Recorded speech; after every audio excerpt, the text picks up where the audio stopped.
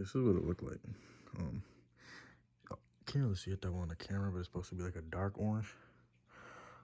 And it should be bubbling a little bit. See them bubbles? Yeah.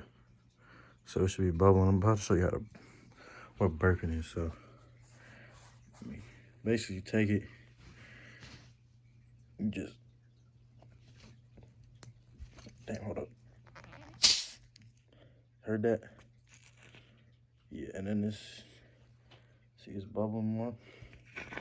You gotta do that. So if you can see it. It's about done. I'm gonna leave it in a couple more days, but this is about what it should be like. Don't let it sit without doing that, because if that pressure builds up, this thing will explode, I'm telling you.